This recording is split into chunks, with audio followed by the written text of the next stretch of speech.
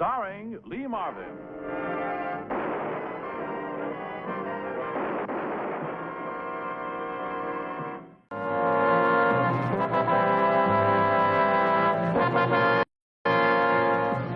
This story began in a state prison not far from Chicago, where Larry Barker, a former big-time racketeer, was doing a 10-year stretch for manslaughter. Get a move on, Sam. You're like an old woman today. Yeah, take it easy, Larry. I'll get to you. What's the weather going to do tomorrow, huh? Cold, maybe rain. Huh? Prison board will be here at 10 o'clock to hear your beef. Wife will be here. Nice going, Sam. Want the other one? No. Give it to Eddie Wales. That's a new gun, huh? She didn't wipe all the grease off. If you get word out tonight, tell my wife I've got to see the prison board. Any one of them. That's all I need.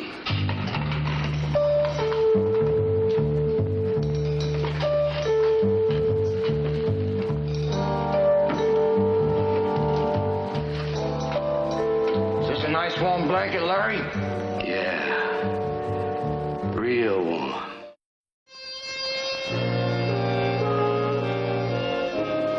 Larry Barker's wife had made charges that her husband was being treated with brutality and unfairness in prison. Her complaint resulted in an investigation by the prison board. My name is Frank Ballinger, Detective Lieutenant, M Squad, a special detail of the Chicago Police. I've been requested to appear at the hearing. I'd also been asked to keep an eye on a state senator who sometimes took risks. An ex-Marine, he'd made a reputation as a crime buster and had sent several violent men to this prison. Today, he was making an inspection tour of its facilities. I needed the warden's cooperation. What can I do, Lieutenant? He works for the prison board. He's got a right to inspect the prison. Well, just keep him away from the prisoners and out of the yard. Well, he's pretty tough, but some of the enemies he's made here are tough and dangerous, too. And they've got nothing to lose. I'll do what I can. Well, I don't want any trouble. Not on top of the headache Mrs. Barker's giving me. Oh, don't worry about her. She yelled police brutality when we arrested her husband, but her charges fell apart. While we're waiting for Captain Gray, I'd like to talk to the senator. Well, some of the board members have been delayed. The hearing's been postponed till 11 o'clock. This is the senator's first visit. He's making a tour. You want to talk to Mrs. Barker? No, thanks. I'd rather talk to the senator. I think I know where we can find him. Good. Oh, you again. I suppose you've come to make your frame stick? Mrs. Barker, your husband wasn't framed. He was convicted on evidence by a jury. Framed evidence. Marlene, why don't you change your tune? Every crook claims that he was framed. I've got evidence against this prison. This place is from the Dark Ages. They put Larry in solitary for 3 weeks and beat him every day. He was never beaten. That's your story. But you've broken his health. He's very sick. But he's not too sick to quit running his mob from his cell. That isn't true. The doctors can't find anything wrong with him. I want the prison board to see Larry. I want them to go down to his cell or watch him in the yard. He's sick. They'll find out the truth. We think so, too. Good day, Mrs. Barker.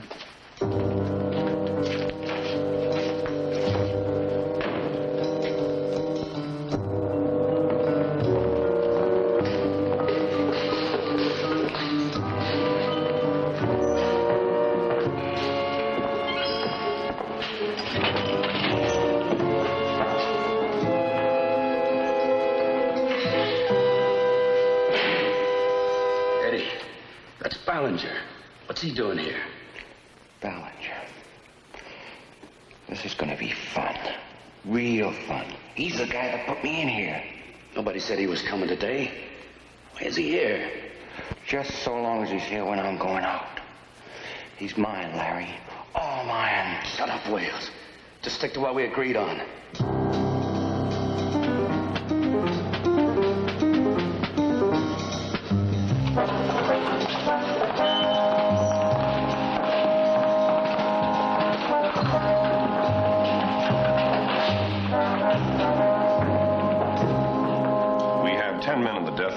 Through that door. Yeah, it's just a few short steps, and there they are in front of it, huh? It's all a matter of seconds. And that's the autopsy room over there. Senator, this is Lieutenant Ballinger of M Squad. How do you do, Senator? This is my deputy, Mr. Carlson. Mr. Carlson. Glad to know you, Ballinger. How does this prison stack up against Stateville and Joliet? They're three of the best. Well, I'd say so, but Mrs. Barker doesn't agree with us. Well, maybe we'll have a little surprise for her. Captain Gray's bringing a suspect over. Maybe we can prove a line of communications between her and Barker. How he gets his information on the outside so he can still run his own mouth from in here. Well, that'd mean there's a contact inside the prison. A prisoner or a guard. Maybe, but we'll find out. Well, one other thing, Senator. I hope you're not planning to go out in the yard when the men are out there today. Why not? I'm not afraid of them. Why don't you explain it to him, Warden?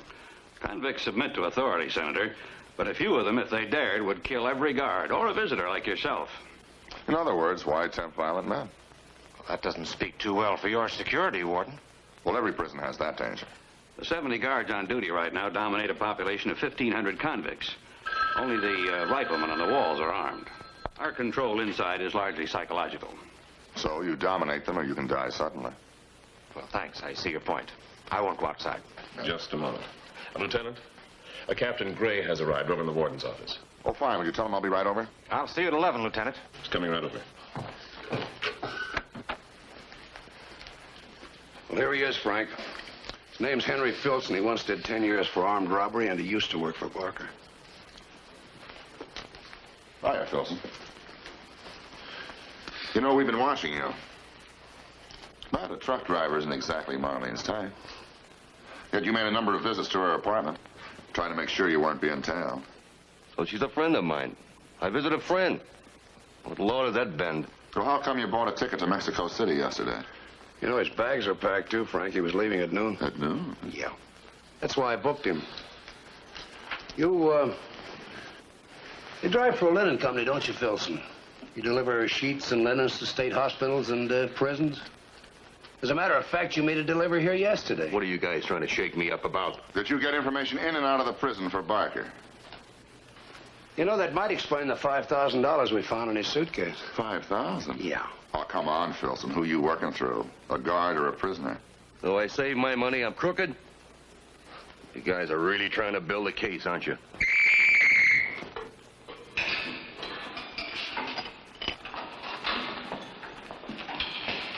These men have requested medical care in the infirmary. The majority of the men are working now in the shops.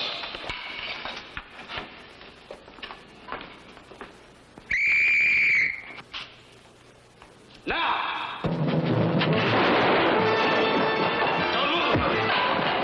Don't be a fool, Barker. That's where you're wrong. This'll take me anywhere I want to go. Get back into your cells, both of you. The key to Block B.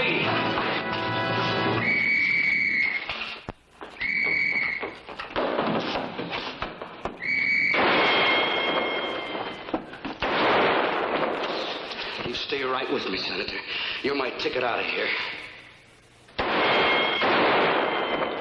Hurry up! That's what I'm doing!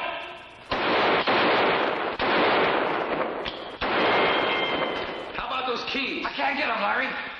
Well, we'll see who's running this show. Take cover.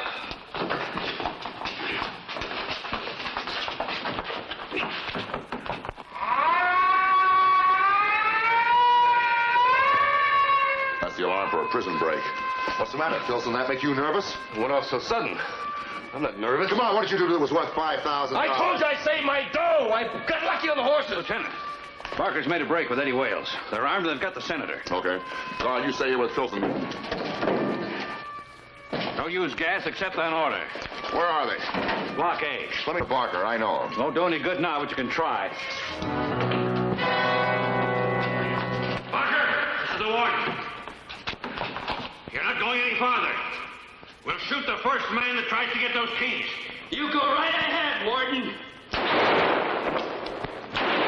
You hear that, Warden? There's plenty more in my pocket.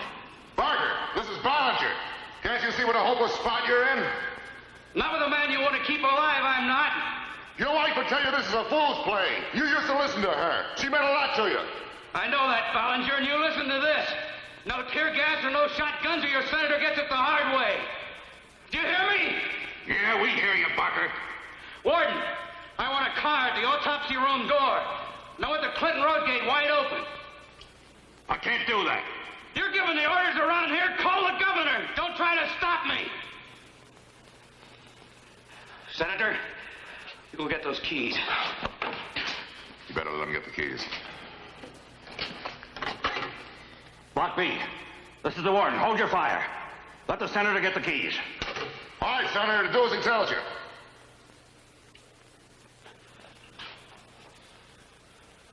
Go on! Stop him! Let's see you stop him!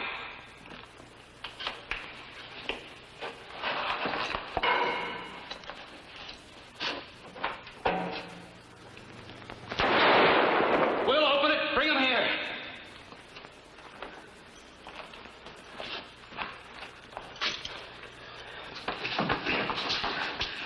Warden, listen to me. We're going up to Block B.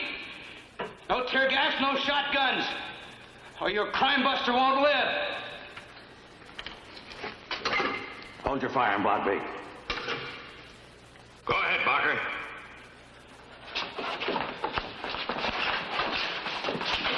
Maybe I can pick Barker off as he goes through the gate. Then Wells and Fuller, so our one chance to get him off balance. No, I can't risk it.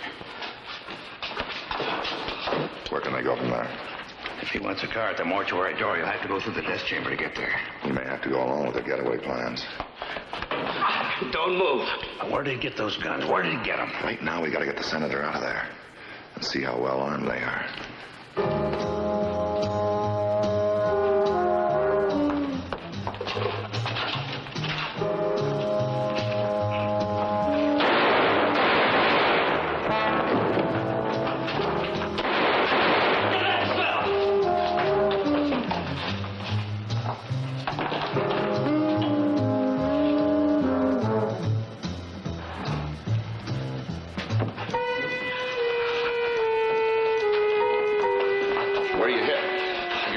Chest. I went down. When I didn't pass out, I played possum. I thought they said you got it point blank. Yeah, right at me. Not much blood. Mostly a bruise. How do we get it? Can you make it to the infirmary, all right? I guess so. Okay, go ahead.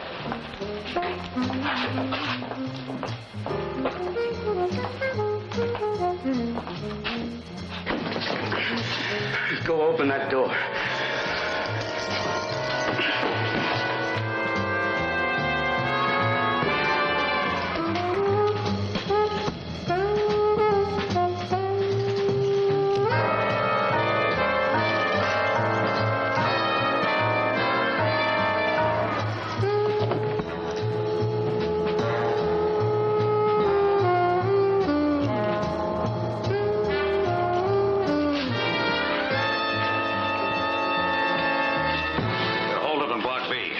Downstairs.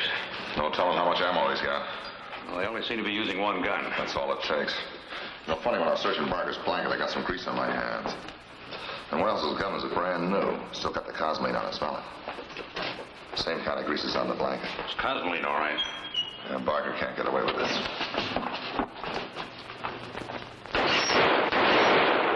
Stay back, Ballinger! I can get him before you can get me! Lay off, Ballinger. Get over here. That doesn't help the senator. I'm speaking to you now from the warden's office. We can't bring our TV camera up here. Barker is still holed up with his hostage. Unless Barker can be stopped, the warden must meet his demands. That is, give him a car and let him through the gate. The warden refuses to risk the senator's life.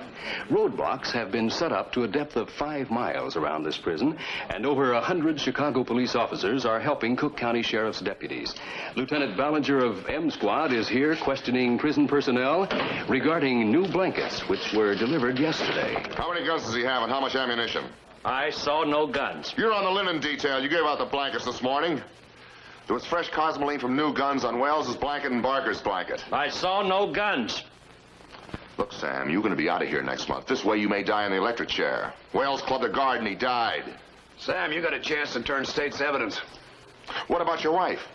She used to come visit you. Leave her out of this. You got to think of her if you go to the chair. Stop talking about her. I'm an old man. I spent a lot of years in prison. I made enough grief for her. How much was Barker paying you? Filson was on his way to Mexico today with $5 grand. It's his business. All right, guard, take him back to his cell.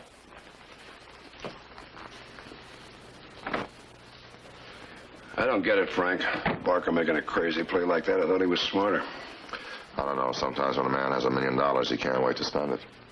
And he's supposed to have that much in investments that the law can't touch. Maybe he doesn't want his wife to spend it all by herself. Well, Barker got those guns from Sam, and Sam got them from Filson. It's the only way I can see it. Yeah. He's still at the entrance to the death chamber. Give me the governor.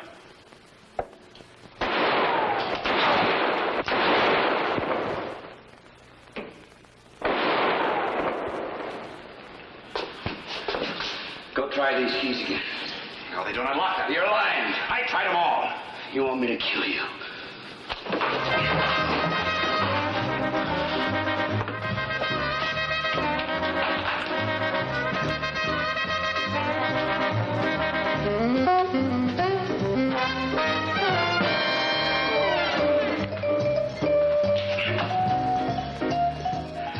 You go to that phone and tell him to throw that key to me. Go phone him yourself. I mean it, mister. I get out of here, you don't.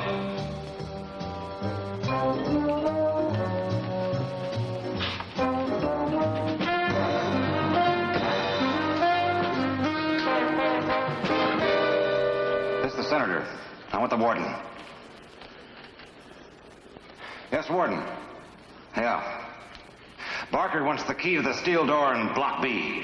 If he says no, I'll shoot you right where you stand. Yes, I heard what he said. We'll bring the key. You've got no choice. Just stall Barker as long as you can. That senator. He comes through a war, gets himself a nice wife and 2 kids, makes good in politics, and gets caught by a no-good thief. It's tough, but he's still alive. The governor said to give Barker whatever he wants. We have to, but we can't afford to make any mistakes. Stand right there, Senator. I want him to see what's going to happen to you. I want that key. I'm counting to 10. Let the senator have it. 1, 2, 3, 4, 5, 6. Barker, here's the key. Pick him up.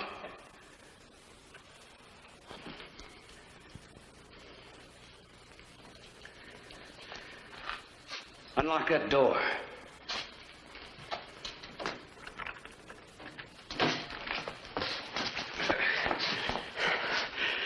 If this is a trap, Warden, the senator goes down with me. And I want that car outside the autopsy room.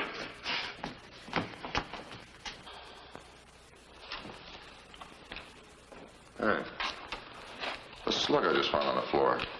It's got to be from Barker or Wales's gun. Same caliber. But it wasn't mashed out of shape when it hit the stone wall or the steel bars. Well, it could have been a dud, Frank, a freak shot. I don't know. The odds on that are about 1,000,000 to 1. Yeah. Let's have Sam in here, along with Filson.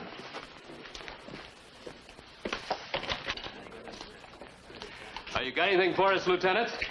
Lieutenant Ballinger of M Squad has just come in from the warden's office. He has no statement. Barker has taken refuge in the prison execution room. His demand for a getaway car has not as yet been met.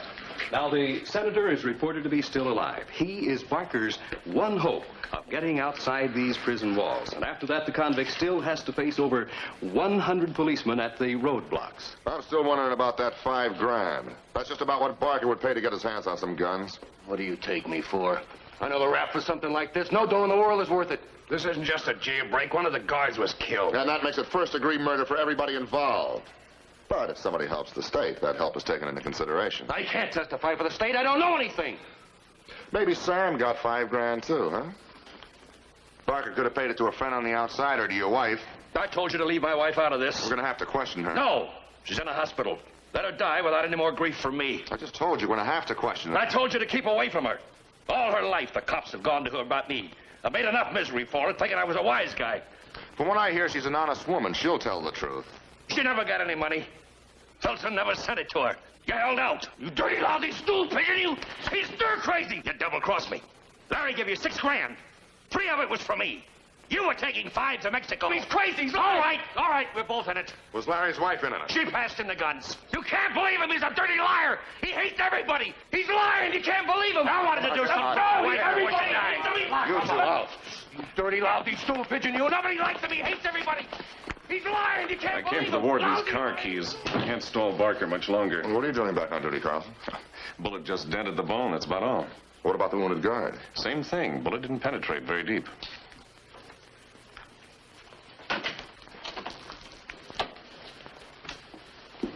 What's bothering you, Frank? I don't know. Both the guard and Carlson was shot at close range. Yet the bullet didn't even break a bone. Hey, I think we got something. It's no car. It can't take all that time. Mister, the way they're playing, you haven't got much time. So I'm to be the patsy on an old man's say-so. Can't you tell a liar when you hear one? You still haven't told us why Filson made several visits to your apartment. He came for a handout of 5 or a 10. Larry used to like him. $6,000 worth of $10 handouts, of which he still has $5,000 left. I don't know what you're talking about. He was your go-between. You got the pistols to Filson, Filson got them to Sam, and Sam got them to Larry. Sam's lying. And behind the whole thing is your boyfriend. Filson, now you are silly. Oh, no, not Filson. The guy that wants to run Larry's mob. You hear it wrong. There's no boyfriend. Look, I'm not two-timing Larry, and you're not going to make it out that way. All right, we'll ask Larry. We're going to take him alive. Then you can deny it to his face. He won't believe you. But you're not sure. If anybody was to send guns to Larry, it'd be you. He trusted you. Now, if I find there's only a small amount of powder in this cartridge, I'm going to say that you were setting Larry up for a kill, not for a jailbreak. Now you are reaching. Why, of all the ridiculous...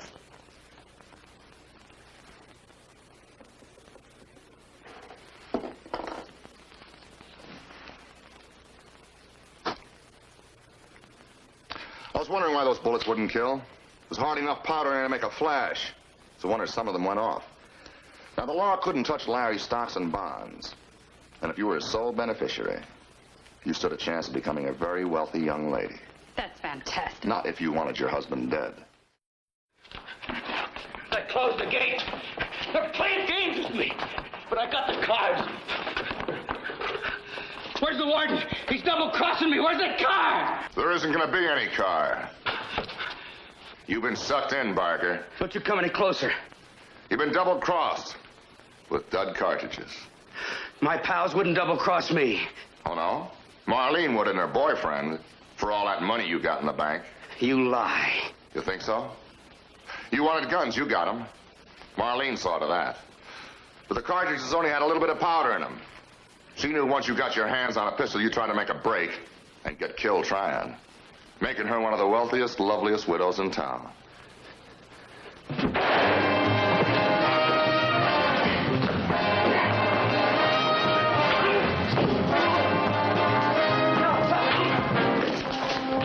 hurt, Frank? No, I'm okay, but you better get the senator up to the doctor. He's got a pretty nasty gash on his head. Yeah, give me a hand here. The truck driver and the trustee turned state's evidence. Their testimony sent Marlene and her boyfriend away for life. Barker was executed for the death of the guard who'd been slugged during the crush out.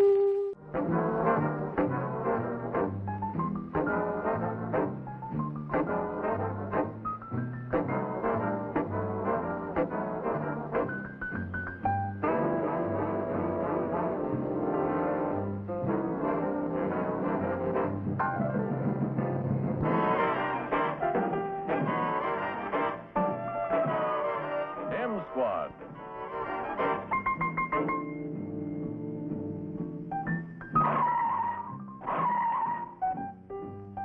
Starring Lee Marvin.